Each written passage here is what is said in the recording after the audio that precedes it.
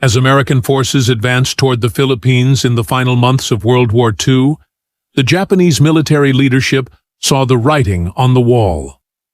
The loss of the Mariana Islands had opened the door for the United States to move directly toward the Japanese homeland.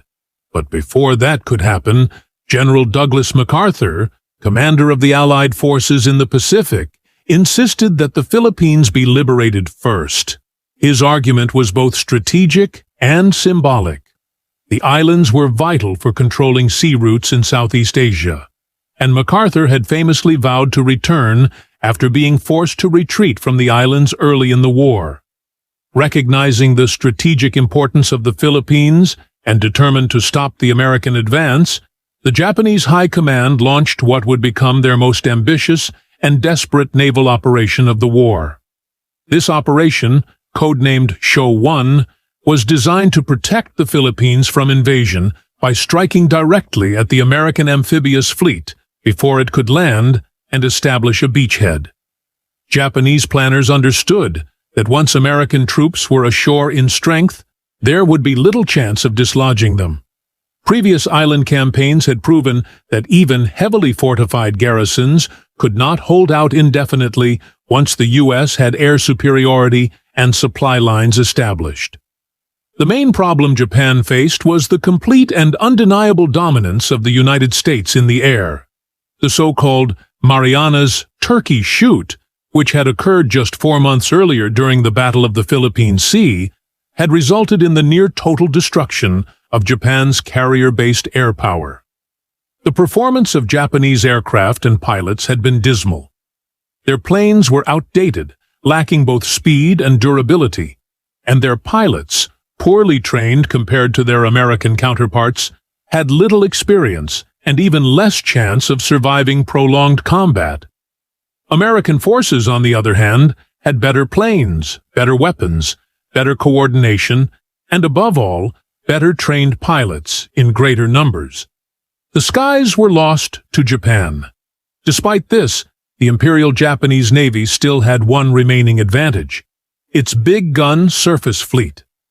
While the carrier arm had been gutted and its pilots decimated, the Japanese Navy still maintained a powerful force of battleships and cruisers. These warships, designed for the massive fleet engagements envisioned in pre-war planning, remained capable of fighting on relatively equal terms with American surface forces.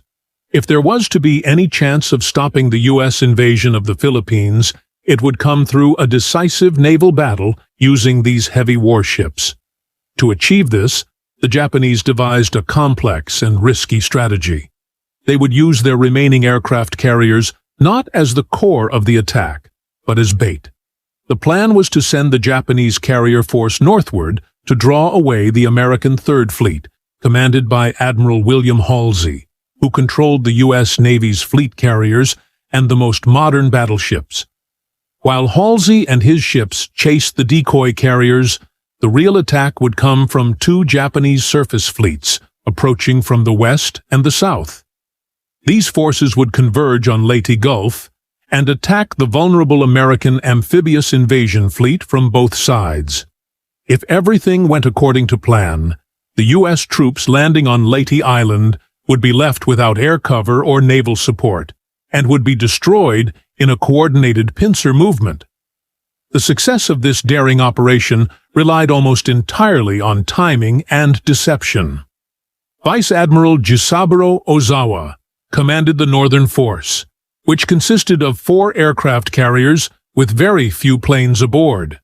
His mission was to make enough noise and movement to convince Halsey that this was the main Japanese fleet. Meanwhile, Vice Admiral Takeo Kurita led the Central Force, the strongest Japanese fleet, which included the massive battleships Yamato and Musashi. Supporting him from the south was another surface group known as the Southern Force.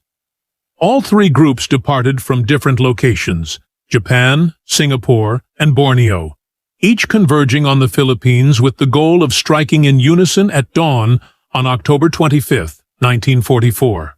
On the night of October 23rd, American submarines USS Darter and USS Dace detected Kurita's central force as it passed through the Palawan Passage. This detection was critical. The U.S. submarines tracked the Japanese ships using radar and waited for an opportunity to strike. At dawn, Darter launched a spread of torpedoes, 4 of which hit, and quickly sank the heavy cruiser Atago, which happened to be Kurita's flagship. Kurita was forced to swim for his life and was eventually rescued by a destroyer. Another cruiser, Takao, was also damaged and forced to retreat. Soon after, USS Dace joined the attack, sinking the cruiser Maya with 4 torpedoes. These early blows significantly weakened the central force even before it reached the battle area. The loss of Atago and Maya and the damage to Takao marked a serious reduction in Japanese firepower.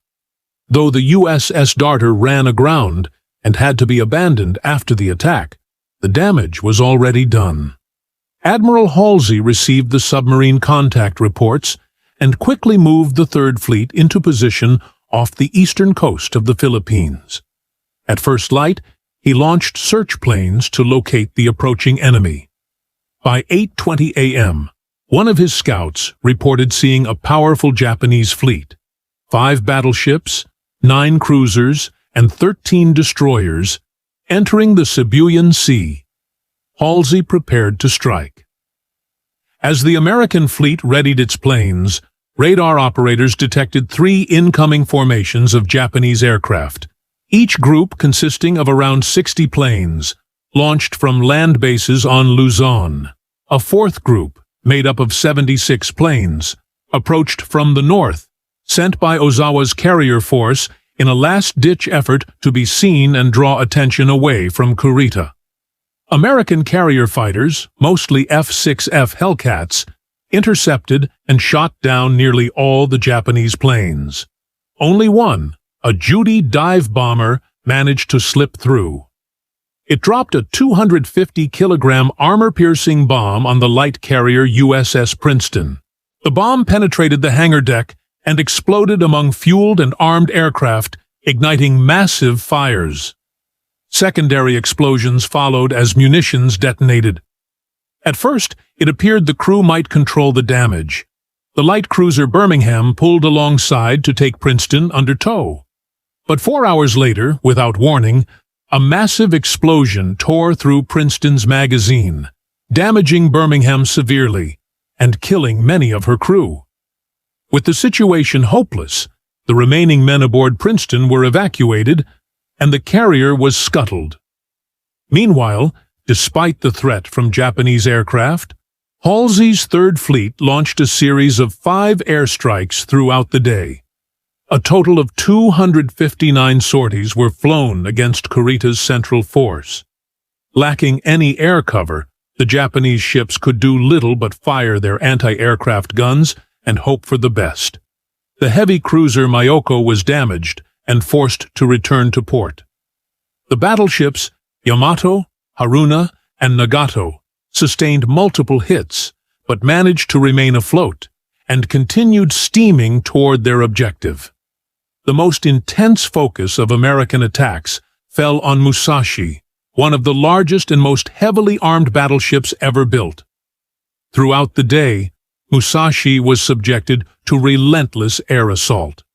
She endured 17 bomb hits and 19 torpedo strikes. The punishment eventually left her dead in the water, listing heavily and unable to continue. As night approached, the Japanese command realized that continued American air attacks would likely destroy the remainder of the fleet. Kurita's staff urged him to turn back and regroup, fearing complete annihilation if they pressed forward. Thus, even before the climactic engagements in Leyte Gulf proper, the Japanese had already suffered staggering losses. Despite the boldness of their plan and the initial element of surprise, the imbalance in air power and the effectiveness of U.S. naval coordination and intelligence would prove insurmountable. But the battle was far from over, and the events that followed would only further underscore the scale and drama of this monumental clash. As night fell and provided a temporary shield from American aircraft, Vice Admiral Kurita made the decision to turn his fleet around and retreat out of range, passing the heavily damaged and sinking battleship Musashi as he withdrew. Meanwhile, about 75 miles south of Kurita's departing central force, Vice Admiral Nishimura's southern force was preparing to enter the narrow and treacherous Surigao Strait. This force consisted of 2 old battleships, a heavy cruiser, and 4 destroyers, while 3 additional cruisers and 4 more destroyers followed about 25 miles behind in an attempt to join the main group. Earlier in the day, the southern force had endured only minor damage from a small group of U.S. bombers, but the attack had been enough to alert the U.S. 7th Fleet, which was positioned near the American invasion beaches. As Nishimura's ships entered the strait under cover of darkness, they were tracked by American aerial reconnaissance and radar, allowing the U.S. fleet to prepare for the attack in advance. Although Nishimura's force passed through a screen of American PT boats without suffering serious harm, they soon encountered a coordinated torpedo assault from U.S. destroyers positioned on both flanks of the strait. The battleship Fuso was struck on her starboard side by 3 torpedoes, leading to a massive explosion and her eventual sinking, engulfed in flames. Despite being hit, the battleship Yamashiro continued forward, and although 1 destroyer survived, 3 others were sunk in the chaos. Nishimura pressed on with determination, committed to carrying out his orders even in the face of mounting losses. As his diminished fleet moved further into the strait, the damaged Yamashiro became the focal point of an overwhelming American crossfire. 6 U.S. battleships and 8 cruisers lay in wait, delivering a devastating barrage of shells. After taking multiple direct hits, Yamashiro sank, taking Vice Admiral Nishimura with her. Only the heavy cruiser Mogami and a badly damaged destroyer managed to escape the trap, both struggling to remain afloat. As Mogami attempted to flee and rejoin the backup force, she collided with the cruiser Nachi. The impact flooded Mogami's steering compartment, causing her to fall behind. She would later sink during her retreat. By this point, Japan's southern force had been nearly annihilated, and the situation across the entire Japanese plan was unraveling. Ozawa's northern force, which was originally tasked with drawing the attention of the American Third Fleet, had up to this point failed to even be discovered, while Kurita's central force, having taken significant damage, was behind schedule and disorganized. In the early morning hours of October 25th, Ozawa's carriers steamed southward through darkness. His group, the Northern Force, consisted of the fleet carrier Zuikaku, the last remaining of the 6 carriers that had launched the attack on Pearl Harbor, and 3 light carriers. However, they were severely undermanned and underpowered.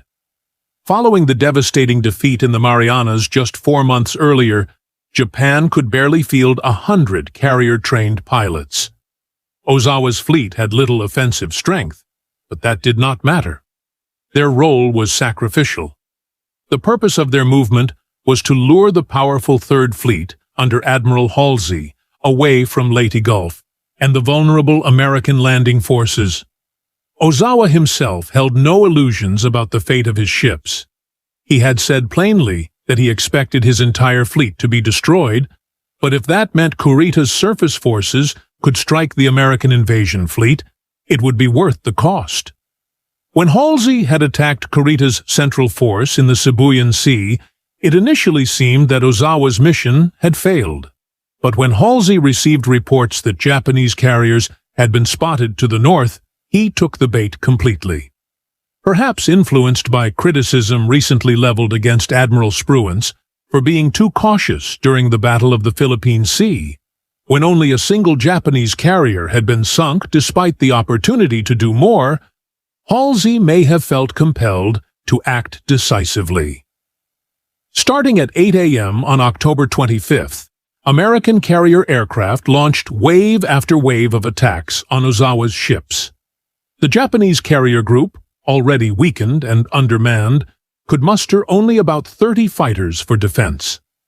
These were quickly overwhelmed by superior American aircraft. By midday, the carriers Zuikaku and Chitos had been sunk. The light carrier Zuiho survived until late afternoon, while Chiyoda and the cruiser Tama managed to remain afloat until nightfall.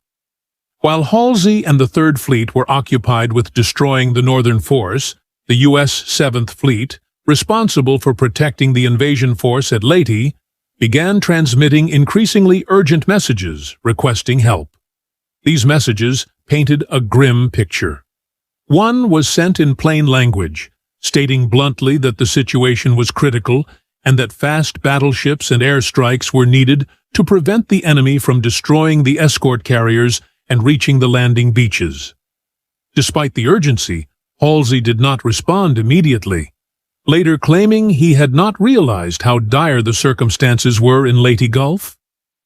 6 hours passed after the first distress calls were received before Halsey ordered his surface task force, including the fast battleships, to turn south toward Leyte Gulf.